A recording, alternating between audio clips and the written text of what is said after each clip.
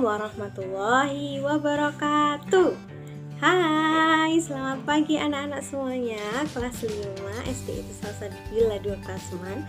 Berarti berharap anak-anak pada hari ini sehat semua dan masih semangat untuk belajar ya anak-anak. Nah, hari ini tiba giliran lagi kita belajar PAI ya. Kelas 5 semuanya anak-anakku yang pintar-pintar, solih dan solihah. Hari ini kita akan belajar materi yang baru yang belum pernah kita pelajari sebelumnya. Nah, berarti berharap anak-anak semua memperhatikan dengan baik dan jangan lupa nanti kerjakan tugas dari Bapak Ibu Guru ya. Oke? Sekarang sebelum belajar kita berdoa terlebih dahulu. Wahid, isnain, salasa. A'udzu billahi minasyaitonir rajim. Bismillahirrahmanirrahim. Raditu billahi rabba wa bil islami dina wa bi Muhammadin nabiyyan wa rasula. Rabbi zidni ilma warzuqni fahma. Amin ya rabbal alamin. Alhamdulillah kita sudah berdoa sebelum belajar bersama-sama. Semoga apa yang kita pelajari hari ini bisa bermanfaat bagi kita semuanya. Oke, siap ya anak-anak? Perhatikan materi berikut ini. Baik, oke anak-anak, kita akan belajar materi yang sangat menarik untuk kita pelajari, yaitu mengenai Nabi dan Rasul utusan Allah Subhanahu wa Ta'ala. Terutama nanti kita akan pelajari mengenai Rasul-Rasul Ulul Azmi ya anak-anak semua. Di sini Bu Ratri sudah berikan ringkasan materi PAI-nya. Nanti kita akan pelajari apa itu nama nabi, apa itu rasul, bagaimana sifatnya, ada berapa jumlahnya, dan Rasul Ulul Azmi itu siapa saja sih? Nah, akan kita pelajari pada hari ini. Oke, kita ke slide yang pertama. Nabi dan Rasul. Nah, anak-anak semua pasti sudah sering mendengar yang disebut dengan Nabi dan Rasul ya anak-anak. Nah, Nabi dan Rasul itu adalah manusia pilihan yang menjadi utusan Allah Subhanahu wa Ta'ala. Nah, tetapi ada beberapa perbedaan antara Nabi dan juga Rasul. Nabi itu diberi Allah mukjizat dan wahyu namun hanya untuk dirinya sendiri. Digarisbawahi dirinya sendiri, tidak wajib untuk disampaikan kepada orang lain ataupun umatnya pada saat itu. Nah, tetapi Nabi itu tidak memiliki umat ya anak-anak, hanya mungkin orang-orang yang pada saat itu sezaman dengan Nabi. Dan kemudian untuk Rasul sendiri itu diberi Allah wahyu untuk disebarkan dan disampaikan kepada umatnya. Contoh nih, misal Nabi Muhammad SAW diberi oleh Allah, diturunkan kitab suci Al-Quran untuk disampaikan dan disebarkan kepada seluruh umat manusia, khususnya umat yang beragama Islam. Nah, anak-anak, Nabi dan Rasul ini memiliki kesamaan, yaitu diberi mukjizat oleh Allah ya. Jadi mukjizat itu suatu keajaiban yang itu di luar akal manusia. Terjadi keajaiban yang diberikan oleh Allah kepada Nabi dan Rasul untuk membuktikan kenabian mereka kepada umatnya pada saat itu. Sebenarnya anak-anak, jumlah nabi itu ada 124.000 dan rasul itu 315 di dalam sebuah riwayat. Akan tetapi tidak semua wajib kita ketahui dan wajib kita pelajari. Yang wajib kita ketahui dan wajib kita pelajari adalah 25 nabi dan rasul. Oke anak-anak, kita ke slide selanjutnya. Kriteria nabi dan rasul.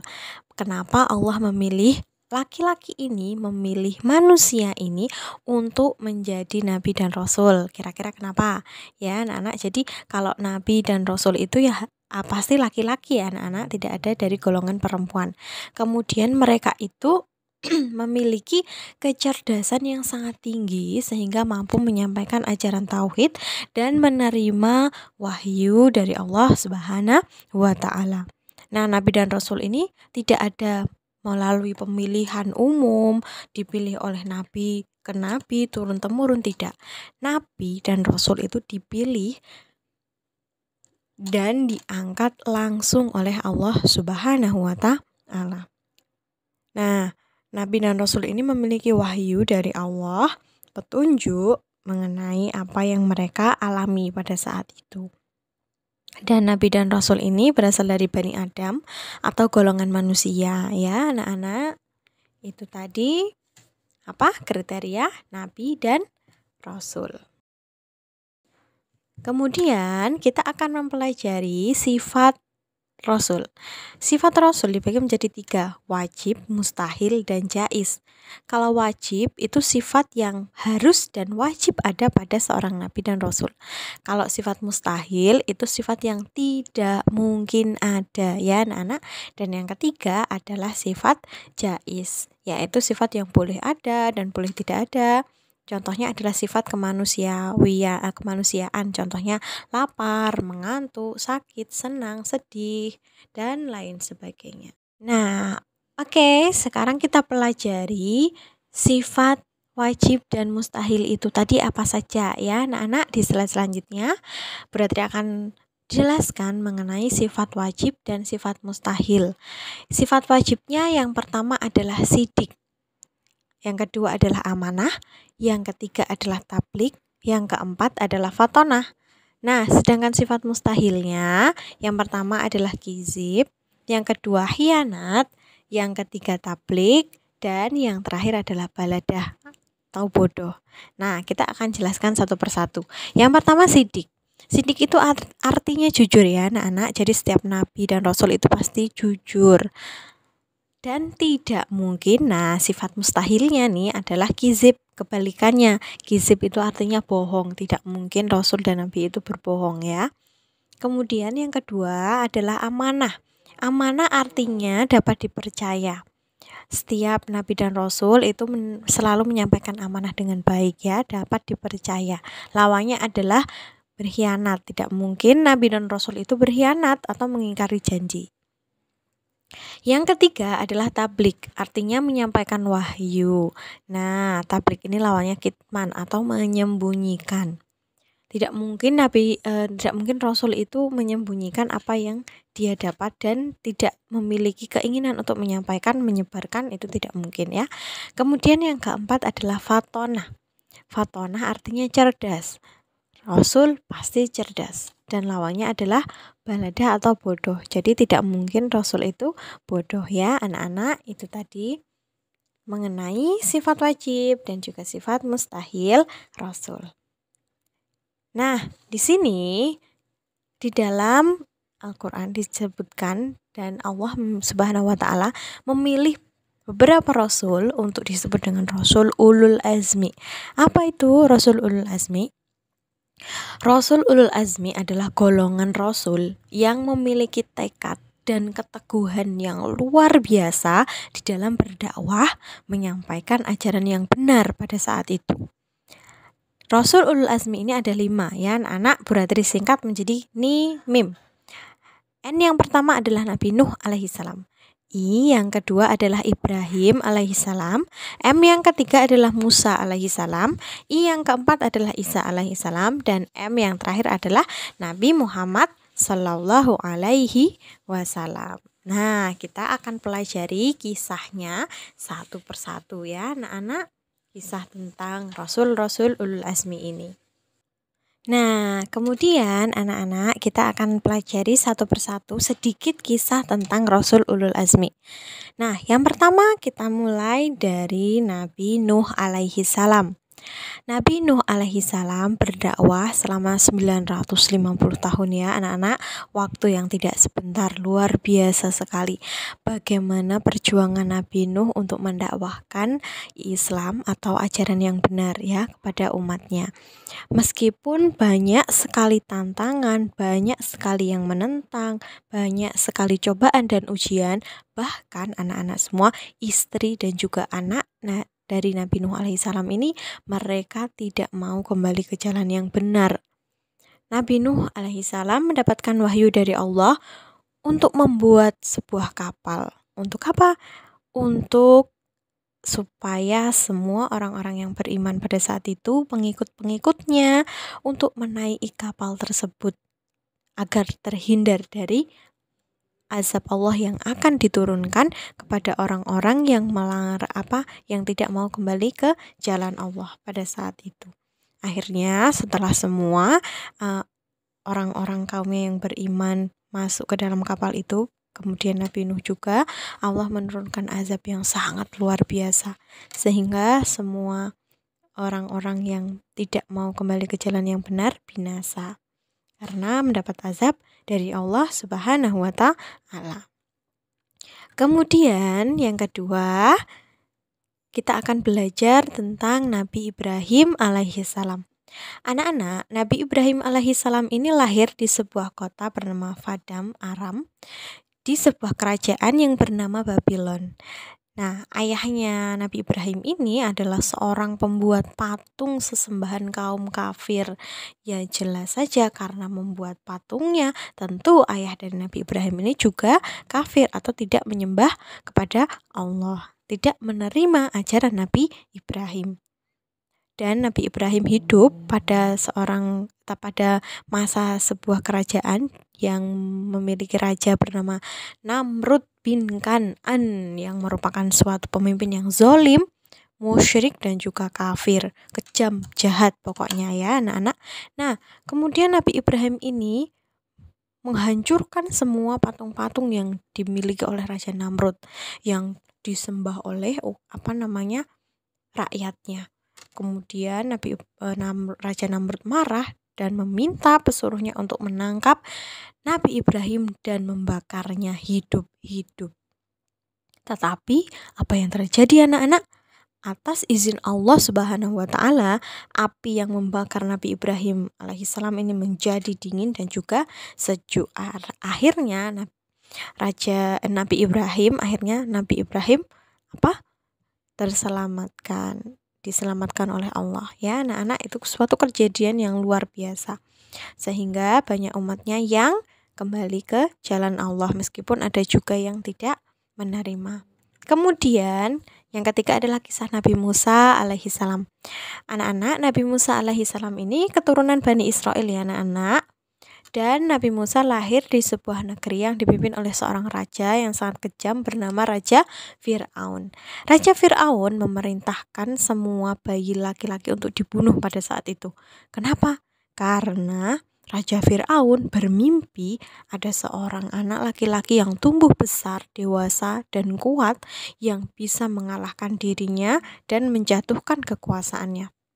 Ada seorang wanita bernama Yukabat, yaitu istri Nabi Musa, ibu Nabi Musa alaihissalam. Nah, kemudian ibu Nabi Musa ini takut ya, sehingga menghanyutkan Nabi Musa ke sungai dengan harapan Nabi Musa bisa terselamatkan.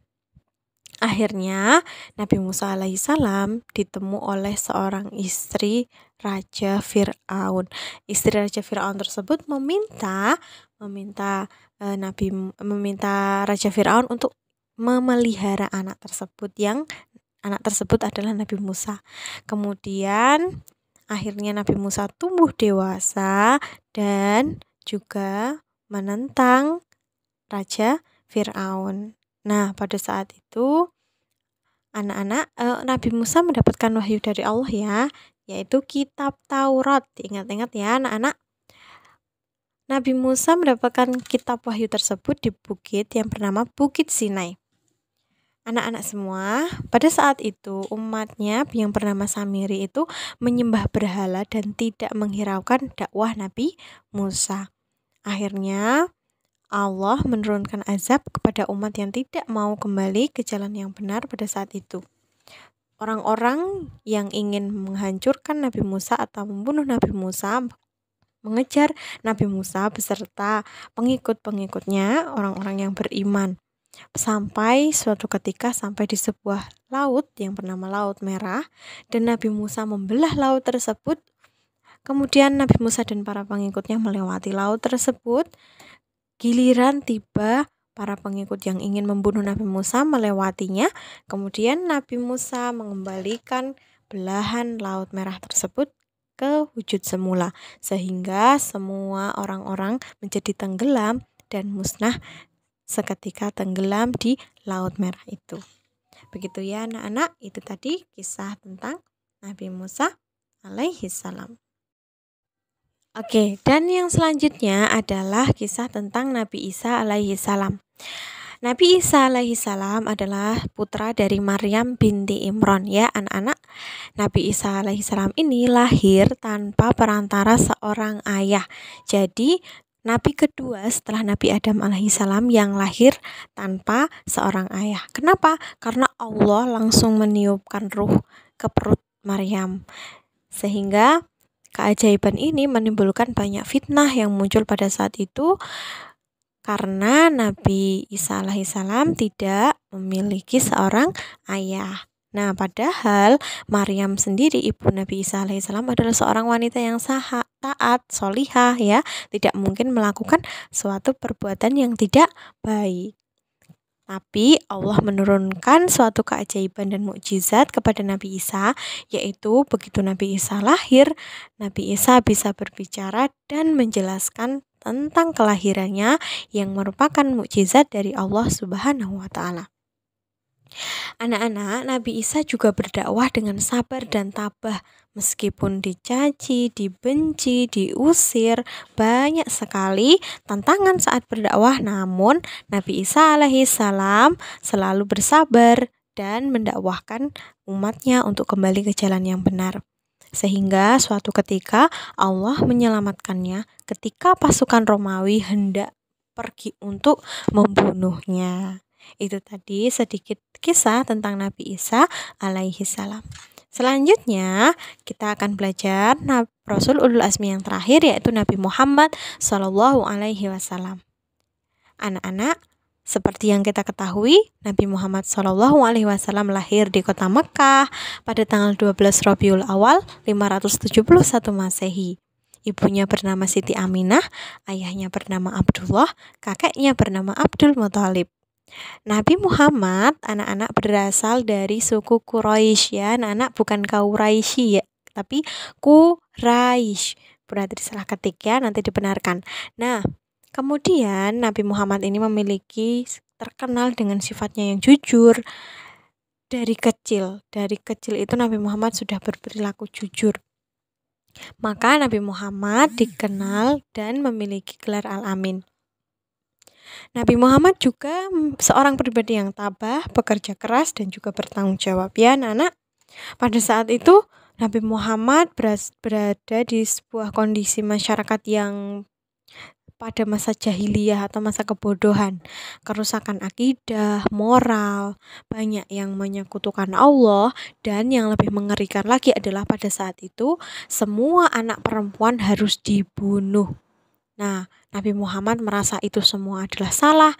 Nabi Muhammad harus membenarkan umatnya untuk kembali ke jalan yang benar. Banyak rintangan dan juga penderitaan yang dirasakan Nabi Muhammad. Banyak cacian, banyak dikejar-kejar dan lain sebagainya. Namun Nabi Muhammad tetap berusaha untuk bisa berdakwah dengan baik. Nah, kemudian yang terakhir ini ada sedikit perbedaan Nabi dan Rasul, berarti tambahkan lagi ya anak-anak. Jadi kalau misalnya Nabi itu belum tentu Rasul, tapi kalau Rasul itu pasti Nabi. Kemudian Nabi itu wahyu untuk dirinya sendiri, tapi kalau Rasul itu harus disampaikan kepada umatnya. Dan yang ketiga, tidak memiliki pengikut kalau Nabi, karena kan tidak menyebarkan agama ya. Tetapi kalau Rasul memiliki pengikut atau umatnya. Begitu ya anak-anak. Sekian yang dapat berarti disampaikan. Semoga bisa bermanfaat bagi kita semua.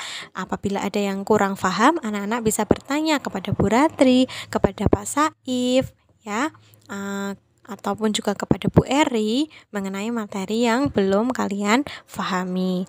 Terima kasih. Wabillahi taufiq wal hidayah. Selalu semangat ya anak-anak yang cakap, cendekia dan berakhlak mulia. Wassalamualaikum warahmatullahi wabarakatuh.